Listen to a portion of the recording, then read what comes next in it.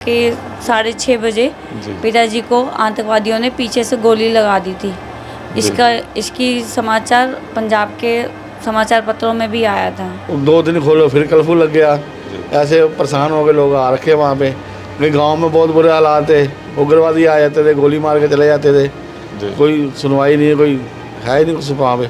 अमृतसर रहते थे, हालात बहुत ख़राब हो गए थे। घर घर से आदमियों को निकाल के मारे थे, बसों से निकाल के मारे। और राखी बिरला जी तो यहाँ तक भी धमकाती हैं, अगर मुझे मतलब यहाँ पर तुम्हारा खाली करवा दूंगी। अभी फिर एक बार हल्ला मचा हुआ है पंजाबी कैंप को यहाँ पर रहने के लिए, सबको कमरे खाली कराए जाएंगे। ठीक है, लोग डर जाते हैं, मतलब एक अपनी धांधली के ऊपर वो वोट लेती हैं यहाँ से। तो वैसे ही उस समय की वो बात है, बहुत गंदे हालात थे। हिंदुओं को मारा जा रहा था, गाँव से घरों से निकाला जाता था, बहू बेटी उठा ली जाती थी। जमीन साड़ी जमीन छोड़ के आना पिया उग्रवाद के टाइम जी। सबको जमीन मेरे को 14 एकड़ जमीन थी सारी। यहाँ पर जब चुनावों का टाइम होता है तो बड़े बड़े वादे करके तो लोग चले जाते हैं, लेकिन सबको उसी हाल पे छोड़ दिया जाता है। आप यहाँ की स्थानीय लोगों की देखिए, यहाँ पर किस तरीके से लोग रह रहे हैं, जीता जागता एकदम। हम लोग नर्क की ज़िंदगी मतलब बिताने को मजबूर हैं यहाँ पर, और नर्कीय जीवन ही बिता रहे हैं। सन 1980 से 1990 का ये दशक पंजाब के इतिहास का वो पन्ना है जिसके हर शब्द को बेकसूरों की रक्त स्याही से लिखा गया। ये वो दौर था जिसे आज हम आपको अपनी इस वीडियो में दिखाने जा रहे हैं। किस तरह खालिस्तानियों ने पूरे पंजाब में दहशत का माहौल बनाया और बेकसूर जनता को अपनी बंदूक का निशाना बनाया। पंजाब जो कि आतंकवाद के दंश से हमेशा जलता रहा है। पंजाब में हुए 1986 के दंगों के बाद जहां खासकर पंजाब के अमृतसर होशियारपुर में कई सिख परिवार उजड़ गए, वहीं सरकारी घोषणाओं में इन सब के पूर्णवास के दावे आज भी पूरे नहीं हो पा रहे हैं, क्योंकि अतीत के पन्नों में जब भी इन पीड़ित परिवारों की परतें खुलती हैं तो उनमें ऐसे कई शख्स सामने आते हैं जो सरकार की गलत नीतियों का शिकार होकर अपना हक पाने के लिए लंबा इंतजार कर रहे हैं। जी आज हम पहुंचे हैं दिल्ली मंगोलपुरी के इस कॉलोनी में, जिसको 1986 में पीड़ित सिख परिवारों को आवंटित किया गया था। 252 फ्लैट्स पीड़ित सिख परिवारों को यहां शरण दिया गया और साथ ही प्रत्येक परिवार को 1000 रुपए राशि प्रत्येक महीने की पेंशन भी दी गई। अब इसे यहाँ पे रह रहे लोगों की बदकिस्मती कहें या सरकार की विडंबना, 10 बाय 12 का एक कमरा जिसमें 6 सदस्यों का परिवार अपना जीवन व्यतीत करने पे मजबूर है। पेंशन जो कि वो सरकार के बदलते ही विलीन हो गई। यहाँ रह रहे हर एक परिवार ने आतंकवाद के दंश को झेला है। इस आग में किसी ने अपना पति तो किसी ने अपना पिता खोया है। आंखों में आज भी अपनों से बिछड़ने का गम साफ देखा जा सकता है। इन घरों में बर्तन तो हैं लेकिन उसमें पकाया जाने वाला राशन नहीं, नल तो है लेकिन पानी नहीं। बेबसी का आलम देखिए कि जहां ये रह रहे हैं वहां रोज एक दीवार ढह जाती है। यहाँ की इमारत अपनी एक अलग ही कहानी बयां कर रही है। हमने तो इनकी दास्तां सुनी, जरा आप भी सुन लीजिए।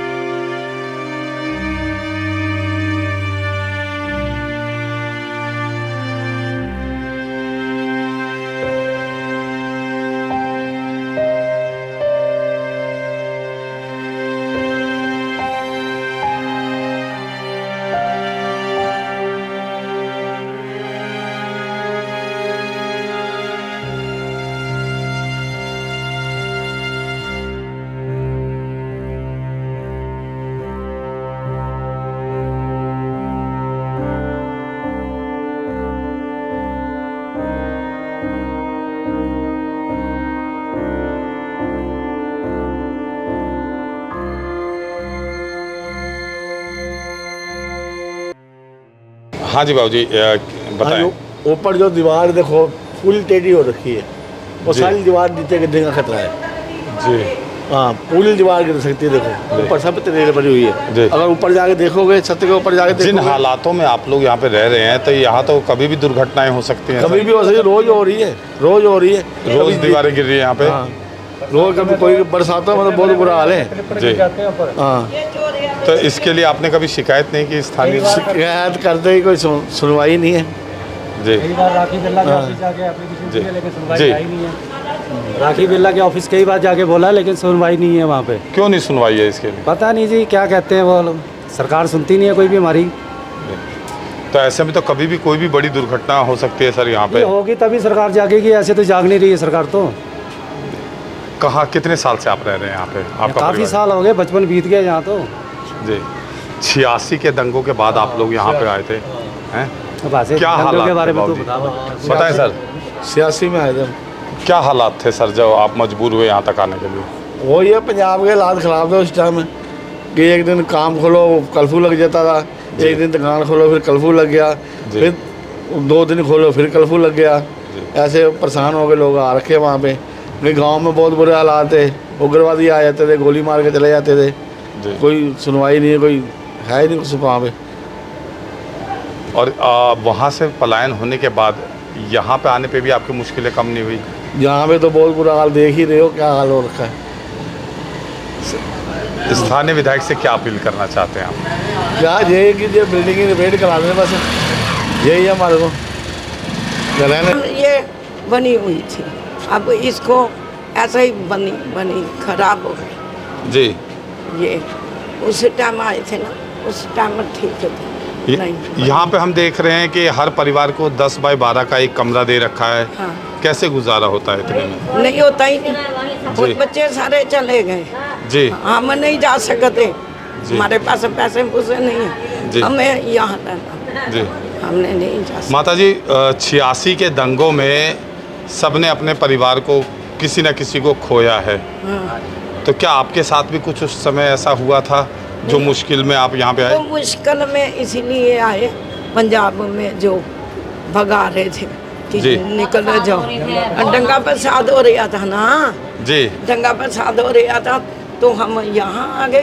तो यहाँ गवर्नमेंट ने हमें मंदिरों में बटा दिया, मंदिरों के बाद हम यहाँ छोड़ दिया, ये जगह दे दी हमें। जी।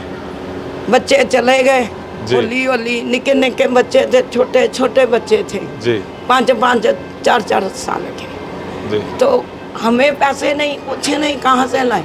फिर हम सरकार से पहले आपको पेंशन मिलती हाँ थी? मिलती थी, अब उन्होंने बंद कर दी। जी। कैसे गुजारा होता है माता जी? गुजारा ऐसा ही होता है। 2500 का पेंशन आ रही है वो एक मिनट माता जी। यहाँ गुजर गया, 5 साल रहा, जी। फिर हमें पेंशन मिली, पेंशन जी। बस। वो पेंशन के सिर थे या कोई बच्चा दे दे 500 200 300 बस। बच्चे माता भी जी, अब- बचपना आपका बीता था पंजाब में, हाँ हैं? बचपन, हाँ पंजाब में बीता। हाँ। क्या आज भी आपको अपना गांव याद आता है? हाँ, वो तो आता ही है, सब कुछ आता है, अब यहाँ आ गए। जी। से सब उजड़ पुजड़ के आए हैं, जी। ठीक है। तब तो ये वहाँ पर उग्रवादियों का था, जी। मंदिरों में आ गए, मंदिरों में रहे, ठीक पहले तो माहौल ठीक था। आप देखो इस बिल्डिंग का क्या हाल है, सब टूट फूट के गई, कभी भी गिर सकती है ऊपर, जी। कभी भी बर्बाद। तो हम तो पंजाब में ही होके आए हैं, जी। तो कुछ बर्बाद यहाँ पर दिल्ली में हो गए हैं, जी। ठीक है ना। कमाने वाला सिर में कोई साई नहीं है, बच्चे अपने अपने घर में हैं, एक पेंशन मिलती है 2500 रुपया, वो उसी में गुजारा करते हैं भाई। कहाँ से मिलता है? विधवा पेंशन, सॉरी वृद्धा पेंशन। हाँ, विधवा पेंशन से 2500 मिलता है, उसी से महीना चला के देखो, चलता है? नहीं चलेगा। नहीं चलेगा। तो ये बच्चे 10 बाय 12 के कमरे में कैसे गुजारा करते हैं आप? देखो भाई गुजारा कर रहे हैं, देखो वहाँ किचन भी है, वहीं पर कोई मेहमान आ जाए, वहाँ पर भी सभी को अंदर धकेलना पड़ता, क्या करें, मजबूर है। अगर पीछे कोई होता, हमारा मकान होता कोई पीछे, तो हम भी वहाँ पर थोड़ा अच्छा। और क्या दिक्कतें आ रही हैं यहाँ पे? यहाँ पर बहुत परेशानियाँ, देखो बारिश में कभी भी बिल्डिंग गिर सकती है, देखो गंदगी देखो है, मच्छर है, डेंगू है, बीमार है, हम बीमार खुद चल रहे, महीना हो गया है, जी। कोई खर्चा पानी देने वाला नहीं है। बच्चे हैं जो अपने अपने वो कर रहे हैं। स्थानीय विधायक से कभी बात करी आपने? डिप्टी स्पीकर हैं वो, यहाँ के कई बार विधायक रह चुके हैं। बहुत बार की है, वो नहीं सुनवाई कर रही हमारी। क्यों नहीं सुनवाई कर रही हैं? पता नहीं क्या क्यों नहीं कर रही वो तो उनका है। हाँ जी, सबसे पहले अपना नाम बताइए मैम। विद्या। कितने साल से आप यहाँ रह रहे हैं? हो गए 40 साल हो गए। 86 में आए थे हम, सबसे पहले हम ही तो आए थे जी। किन हालातों में आप यहाँ तक पहुँचे बहुत थे? बुरी हालातों में आए। पंजाब अमृतसर से आए हुए हैं हम जी। अमृतसर रहते थे, हालात बहुत ख़राब हो गए थे। घर घर से आदमियों को निकाल के मारे थे, बसों से निकाल के मार रहे थे। फिर हार के छोड़ना पड़ा पंजाब, क्या करें। फिर 2.5 महीने हम मंदिर में रहे, तिलक नगर सनातन धर्म मंदिर था, वहाँ रहे 2.5 महीने। फिर गवर्नमेंट ने उठाया, कांग्रेस थी उस टाइम, उन्होंने उठा के यहाँ बिठाया हमें जी। बस उसके बाद यहीं रह रहे हैं। और उसके बाद ये हालात देख लो, आपके सामने ही है, कोई नहीं पूछता आगे हमें। लगभग 38 साल का एक लंबा अरसा हो चुका है। आपको बिल्कुल घर परिवार की याद आती है मैम? और क्या आती है, आधे परिवार तो वहीं है हमारे, आज भी हैं। अब तो हालात वैसे नहीं है वहाँ पे? नहीं, अब तो ठीक है। मतलब जमीन जायदाद तो अभी भी होगी? वहीं है, वहीं पे है। क्या तकलीफें हो रही है यहाँ पे? आपने देख ही लिया, आपने कैमरे में रिकॉर्ड कर ही लिया उसको जी। आपने देख लिया कितना नर्क है, टॉयलेट में, बाथरूम में, ये वो सब पूरा जी। बहुत बुरा हाल है, मतलब बहुत कंडीशन हालत ख़राब है। और पत्थर इतने गिरते हैं नीचे, पूछो मत के, कभी किसी का सिर फट गया, कभी कुछ हो गया, पूछो मत, मतलब इतनी हालत ख़राब है। हम यहाँ पे देख रहे हैं कि हर परिवार को 10 बाय 12 का एक खोली दे रखी है। खोली कहेंगे इसे? खोली है, हाँ। हैं? कैसे गुजारा होता है इसी में? बच्चों की शादी भी है, सब कुछ। कैसे आप गुजारा कर रहे हैं? बस देख लो, कर ही रहे हैं। कोई मतलब कोई पूछने वाला कोई नहीं आज तक आया हमें। जी हाँ, यहाँ हमारे और आप जैसे ही लोग रहते हैं। सभी पंजाब में सुखी और संपन्न परिवार से थे, लेकिन वक्त की ऐसी मार पड़ी कि ये लोग अपने परिवार समेत इस नर्क में जीवन व्यतीत करने को मजबूर हैं। भूकंप का हल्का सा झटका यहाँ सब कुछ बर्बाद कर देगा। बारिश और तूफान का एक झोंका ही काफ़ी है यहाँ पे मातम के लिए। किसी को कोई फर्क नहीं पड़ता। नेता यहाँ वोट तो मांगने आते हैं, वादे भी करते हैं, लेकिन ऐसे गायब हो जाते हैं जैसे गधे के सिर से सींग। बहरहाल यहाँ की विधायक और डिप्टी स्पीकर राखी बिरलान जी हैं, जिन्होंने अपनी जिम्मेदारियों से कब का पल्ला झाड़ लिया है और मरने के लिए छोड़ दिया इन्हें इस नर्क में। कभी कभी तो लगता है कि उन उग्रवादियों और इस तरह के नेताओं में कोई फर्क नहीं।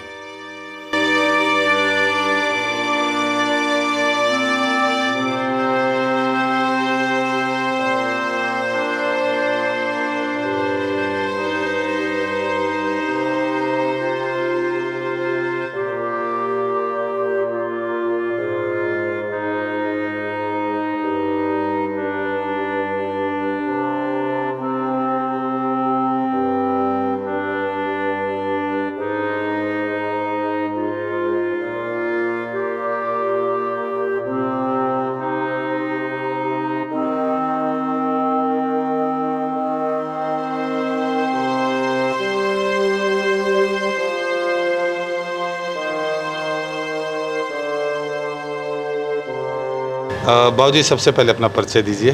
बूटा राम। कितने साल से आप यहाँ रह रहे हैं? जहाँ से मेरा 30-35 साल हो गए। 86 में आप आए थे यहाँ पे? हाँ। हैं?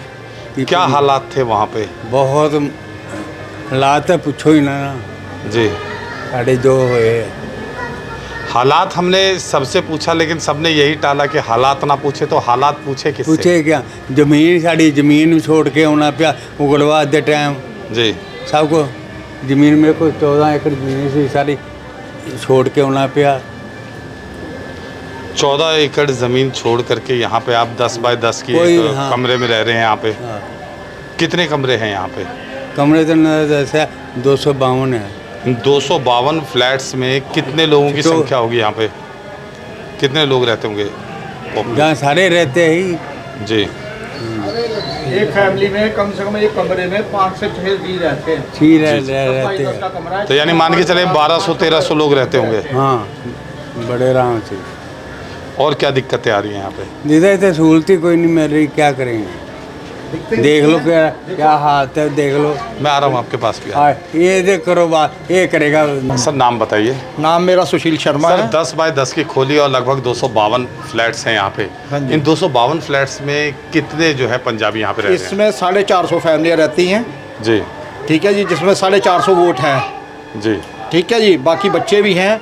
इसमें एक कमरे में कम से कम भी नहीं तो 5 से 6 बंदे रहते हैं 10 बाई 10 के कमरे के अंदर जी। 252 कमरे, 84 कमरे हैं, ABCD ऐसे करके जी। हाँ जी। और ना तो यहाँ की विधायिका देखती है, ना यहाँ का निगम पार्षद देखता है, लेकिन इलेक्शनों के टाइम में वोट मांगने के लिए हर एक निगम पार्षद भी आ जाता है और विधायिका भी आती है कि जी हमें वोट डालना, हमें वोट डालना। और जब जीत जाते हैं तो कहते हैं जी हमारे अंडर में है ही नहीं ये बिल्डिंग। जी।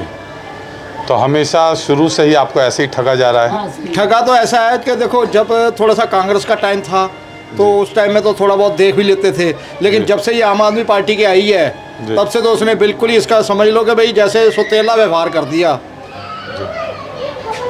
अगर नेता आपको 450 वोटर ना मान के इंसान माने तो क्या लगता है कि इंसान तो मानते नहीं है, आपका उद्धार हो जाएगा यहाँ पे? उतार हमें तो ये इतनी बार कर दिया कि भैया कुछ लोग हमारे लिए बारे में सोचो।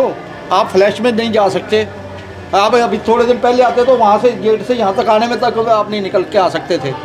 लैटरिन का पानी, सब पानी मिक्स होकर के आपको इतने पानी से निकल के आना पड़ता था जी। ये हम लोगों ने मिल करके पैसे डलवा कर ये थोड़ा ठीक करवाया है। ये कॉलोनी भले ही 86 के दंगों की पीड़ित है, हाँ जी, हाँ जी। लेकिन क्या लगता है कि दंगा अभी भी चल रहा है? देखो, दंगे की बात नहीं है, दंगा अब जो चीज़ हम एक बार छोड़ के आ गए, आप मान लो कि भाई एक मोहल्ले में मकान भी बेच के आ जाओ ना तो दोबारा आपका दिल नहीं करेगा उस मोहल्ले में जाने का भी जी। ये तो आप एक दंगा भीड़ित हो करके फिर उस एरिया में जाओगे। लेकिन आज भी व्यवहार क्या होता है कि अब हमारा बिजनेस यहाँ पर 35 साल से हम यहाँ पर रह रहे हैं, हमारा बिजनेस यहाँ सेट हो गया, यहाँ पर लोग हमें जान पहचान लग गए, अब हम यहाँ से फिर दोबारा वापस कौन जाना चाहेगा? कुछ यादें हैं आपके पास? यादें तो 86 में क्या हुआ था, क्या देखा था, वो मंजर थोड़ा सा साझा कीजिए। यादें तो ऐसा है जी। ये होता था कि शाम को 7 बजे के बाद आदमी घर से बाहर नहीं निकल पाता था जी। ठीक है, शाम को ये होता था, अब ये जैसे कि शिवरात्रि का ही दिन था, भोलेनाथ का दिन था, शिवाला अमृतसर के अंदर बम धमाका हुआ था जिसमें ऐसे चीथड़े उड़े थे, तारों पे टंगी हुई थी बॉडियाँ।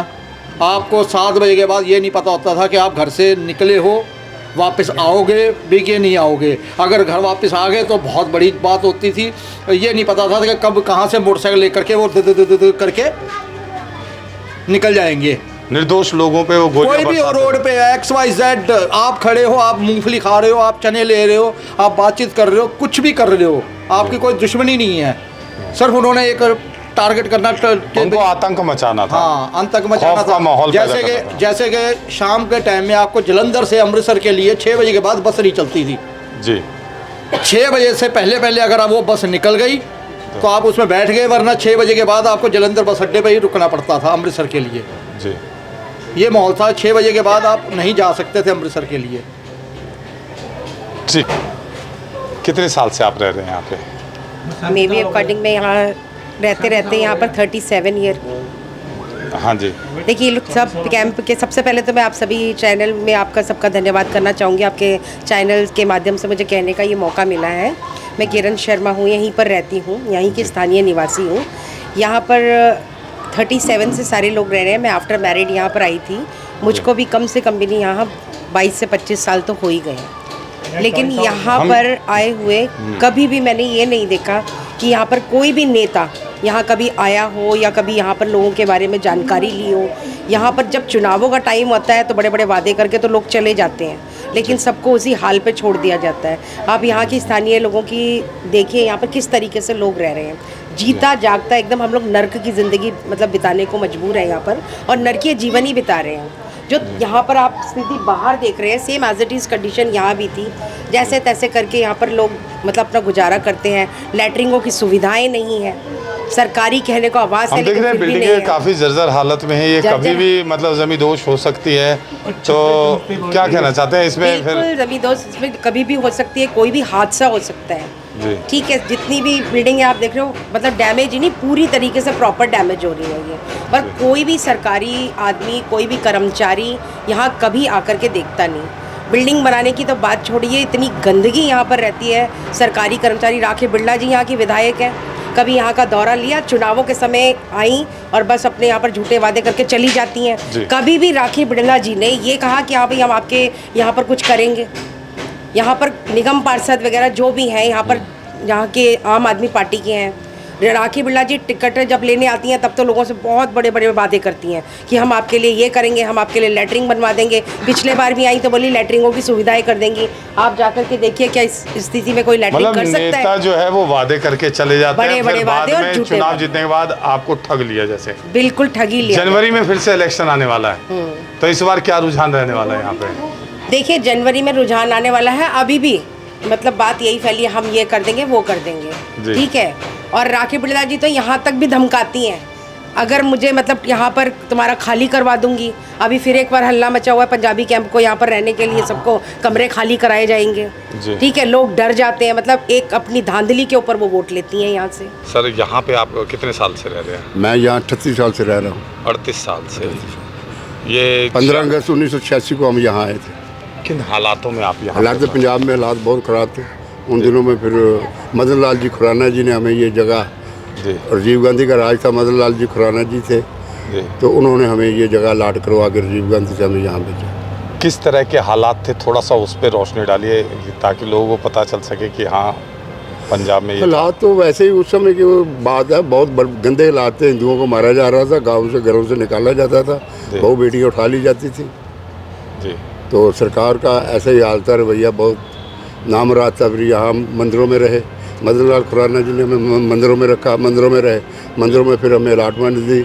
और 15 अगस्त 1986 को हम यहाँ कुछ कैंप तिलक नगर मंदिर में लगे, कुछ रमेश नगर में, कुछ मालवीय नगर में वगैरह वगैरह, ऐसे ये सिलसिला चलता। पंजाब के कौन से प्रांत से आ रहे? पंजाब में मैं बटाला शहर से हूँ, जिला गुरदासपुर। तो आपके गाँव के और कितने लोग पलायन हुए यहाँ पे सर? यहाँ से कम नहीं तो कोई 2-3 हज़ार फैमिली तो होगी, 3-4 हज़ार। 84 का दंगा दिल्ली में हुआ था और फिर उसके बाद पंजाब ने, फिर 86 का हुआ था। पंजाब में तो 84 दंगे से पहले ही दंगे चल रहे थे महाराज जी।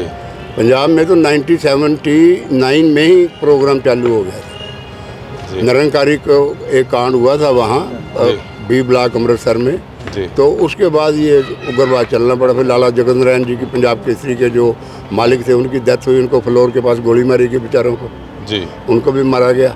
फिर उसके बाद पंजाब के दिन प्रतिदिन हालात जो है वो बिगड़ते गए। और जी एक बात बताइए कि आप पंजाब से अपना घर ज़मीन परिवार सब कुछ छोड़ के यहाँ पे आए और आ करके फिर ऐसी जगह पे रह रहे हैं। महाराज उस समय ये जगह थी, बहुत साफ थी, स्वच्छ थी, बिल्कुल नई बिल्डिंग थी। ये DISDC का ये कॉम्प्लेक्स था, ये हमें दे दिया गया उस समय रहने के लिए। उसके बाद साहब सिंह वर्मा का राज आया, 1000 रुपया महीना मिलता था, 10 रुपये प्रति व्यक्ति डेली मिलता था, 300 रुपया जो एक सिंगल आदमी था उसको मिलता था, जो ज़्यादा से ज़्यादा 1000 रुपया होता था वो सभी को पेमेंट मिलती थी। उस समय ये बिल्डिंग सही थी। उसके बाद साहब सिंह वर्मा जी का राज आ गया, उन्होंने सारी पेमेंट बंद कर दी हमारी। तब से लेके इस बिल्डिंग की मेंटेनेंस भी बंद हो गई। इस बिल्डिंग की मेंटेनेंस क्या है, ये बिल्डिंग जो है ये डैमेज कर दी है। राखी बिरला हमारा कुछ नहीं सुनती, बार बार जाते हैं, बार बार उसको कहते हैं, वो कहते हैं कि आप पंजाबी मुझे वोट नहीं देते, मैं आपका काम नहीं करूँगा। अब चलिए आपको मिलवाते हैं यहाँ पे मौजूद एक ऐसे परिवार से जो कि आतंकवादी के निशाने पे रहे और इनके घर का चिराग बुझा दिया गया। सबसे पहले आप अपना परिचय दीजिए, नाम बताइए। मेरा नाम ऋतु दुआ है। मेरे पिताजी का नाम स्वर्गीय श्री विजय कुमार दुआ है। हमने सुना है कि आपके पिताजी को आतंकवादियों ने मतलब उनकी हत्या करी थी, क्या था? ये बिल्कुल सही बात है जी। 24 फरवरी का दिन था, शाम के 6:30 बजे पिताजी को आतंकवादियों ने पीछे से गोली लगा दी थी। इसकी समाचार पंजाब के समाचार पत्रों में भी आया था। इसकी जो न्यूज़, क्या वजह रही थी इसमें? हमारा उनसे कोई आपसी झगड़ा नहीं था। वो जैसे आतंकवाद आते थे वो लोग गोली मार के किसी को भी चले जाते थे, उसी तरह से गोली मारी थी उन्होंने। उस टाइम आपकी उम्र कितनी थी? मेरी उम्र तो उस समय 4 साल की थी। 4 साल की थी। फिर उसके बाद आप लोग दिल्ली आ गए? हाँ, वहाँ से सब वो जहाँ हम रहते थे, ये हम बटाला है गुरदासपुर डिस्ट्रिक्ट का, वहाँ पे हम रहते थे बटाला में। और वहाँ पे जब गोलीबारी हुई तो सारे अपना घर छोड़ के भाग गए थे वहाँ से, फिर पूरा खाली हो गया था, वहाँ पे कोई नहीं रहता था। फिर उसके बाद ना जब मेरे पापा की डेथ हुई तो आस पड़ोस सब छोड़ के चले गए, बिल्कुल खाली करवा दिया गया। तो हम लोग भी अपनी जान बचा के, तो मेरी मम्मी रात को वहाँ से हमको निकाल के लेके आ गई। अभी आप लोग कितने भाई बहन हैं? हम 2 बहनें और 1 भाई है। जी। और तो यहाँ पे हम दोनों बहनों, फिर आप दोनों बहनें यहाँ पे आई तो यहीं पे आपकी शादी सब कुछ हुआ यहाँ पे? हाँ, बहन की शादी हुई लेकिन वो ट्यूमर की वजह से उसके हस्बैंड की डेथ हो गई। अच्छा, याद आते हैं वो बचपन के घर गांव आज भी? बिल्कुल याद आता है, शाम को खेतों की तरफ जाते थे, लेकिन अभी ऐसा कुछ भी नहीं है। मतलब हम वहाँ पे बहुत अच्छे से रहते थे, इतना बड़ा तो हमारा बाथरूम ही होता था वहाँ पे, जहाँ हम एक कमरे में सर्वाइव कर रहे हैं। बिल्कुल। और हमारे पास तब था सब कुछ, पैसा वैसा सब कुछ था, घर था, गाड़ियाँ थी, लेकिन वहाँ से जब हम छोड़ के आ गए हमें कुछ नहीं मिला। सरकार की तरफ से कोई मदद? सरकार की तरफ से यही मदद थी कि हम यहाँ आए तो इस कमरे में यहाँ रहने को मिल गया और यहीं पे रह रहे हैं तब से। बहुत जर्जर हालत है यहाँ पे, देख रहे हैं हम लोग। ये काफ़ी पुरानी बिल्डिंग होगी इसलिए ऐसी हालत हो गई है। और सरकार ने तो बस एक बार रहने के लिए वो कर दिया, उसके बाद तो सरकार ने कभी पलट के नहीं देखा ना कि आप लोग को कुछ कर रहे हो कि नहीं कर रहे। पिताजी की याद आती है अभी आपको? कोई भी दिन त्योहार होता है, फंक्शन होता है, कुछ भी होता है, मतलब कोई त्योहार होता है तो बच्चों को तो अपने माँ बाप की याद तो आएगी आएगी ना। ऐसा कोई वो नहीं है टाइम की उनकी याद ना आए। इन्होंने अपनों को खोया है और न जाने यहाँ कितनी ही दास्तानें हैं जो कि 10 बाय 12 के कमरों में कैद होंगी। 1986 से लेकर आज तक यहाँ पे रह रहे लोग जंग ही तो लड़ रहे हैं। इनकी जंग भूख से है, इनकी जंग ऐसे भ्रष्ट नेताओं से है और इनकी जंग यहाँ रहकर अपने जीवन से है। यहाँ के दास्ताने बयां करने के लिए शायद हमारे पास अब कोई शब्द नहीं बचा। सरकार को चाहिए कि इन्हें वोटर की गणना में ना लेकर इंसान की गणना में करे, तो यहाँ हजारों जिंदगियां खतरे में हैं, जिनको बचाने की जिम्मेवारी सिर्फ और सिर्फ सरकार की ही बनती है। तो ये थी हमारी आज की कुछ खास पेशकश। हमें दीजिए इजाजत। नमस्कार।